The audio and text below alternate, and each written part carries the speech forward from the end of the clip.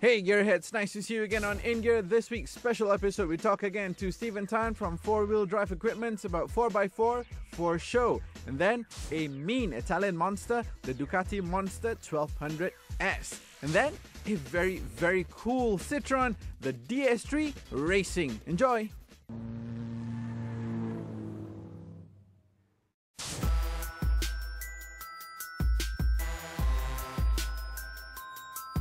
Hey guys, now we're back again and we are still surrounded by some really awesome looking trucks. Now if you remember last week, we had a whole segment about stuff that you can do to your trucks for go.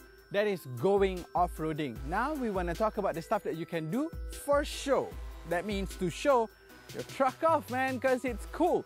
So let's go and have a chat about this.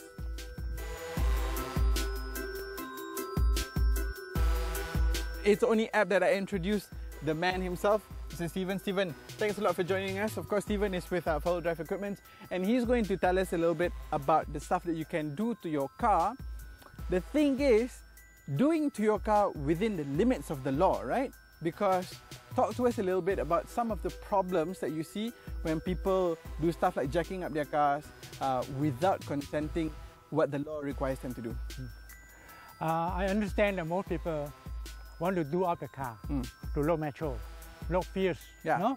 On the road. Yeah, look cool. Yes, not only that, to be a road bully. Oh, okay. Okay, there are limitations that you can do for lifting up the vehicle. That's why all lifting up the vehicle in every country, they ban it actually. It's illegal, no? But in America, different, where they have can go through the road transport department to get their approval, architectural plan and everything to approve it on the road. But in Malaysia, we do not have that capacity to have an individual inspection, what you have done to give you the approval. Okay. So is it legal or illegal to jack the car up? No. When you jack the car up too high, in other words, which is more than 2 inches. 2 inches is the allowance, no? That is the tolerance given by the manufacturer. And any manufacturer who made the car, they have a tolerance. And the tolerance limit is less or about 10%. No? So when you do not go over the tolerance, you still meet the safety standard. Before we go into the product, I want to understand a little bit about this rule over here. See, it's okay if you were to buy a truck brand new and then it goes through JPJ and it goes through Puspakom, so everything is ticked off, and then after that you go and do stuff to your truck, okay lah, because all you need to do after that is just to renew your road tax. But if you were to sell it on and you're buying this truck from somebody else, doesn't meet the specifications, if you were to take the truck for your regular Puspakom and JPJ inspection, what happens? It will fail. It will fail? Yes. So, and you will have to revert back to the original equipment? The reason why, because once you raise up the vehicle, if you want to raise up a vehicle more than 3 inches to 5 inches, you have to spend a lot of money, which most people in Malaysia would not want to spend that money, no? Because they just want to look good. So what for they spend so much money? So they do the illegal way. Illegal way means some of them just crank up the torsion bar or just put block into the coil spring to lift up the vehicle. Now in doing that, you alter the alignment, you alter the caster angle, no? And because of that, alignment is not in proper shape, caster angle has been altered. When you drive on a highway, the car actually meander itself, no? Left and right. So you have to play with the steering all the time. And when you put the brake, you do not know where the car will swerve. No? Because of the center of gravity. This is danger you cross. You cross to the other user, road user. That's one point. The other point, when you raise it up higher, the center of gravity is affected. No? The stability of the car is no more there. You can jack your car up, but you have to use the right equipment which is certified and approved. And that depends on the equipment that you buy, right? Basically, What about the type of the wheel itself and the type of tire? On tire, you have speed and low rating. Wheel, you have low rating. So a lot of people buy cheap wheel. No? Cheap wheel, that's where the danger is. No? And I see a lot of people buy wheel without knowing what size to buy. And they buy a wheel and go to a tire shop, and tire shop will fit the wheel for them, and then they come out of the tire shop, when they turn, it hits here and there. The walls. No? So this is not correct. No? So when you want to change the tire and wheel, I would still suggest go back to the 4x4 specialist who know what size to put in your wheel. What about brakes?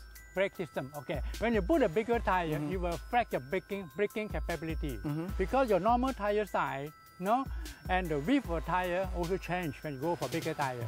So your normal braking system is catered for your size of tire and the diameter of the wheel.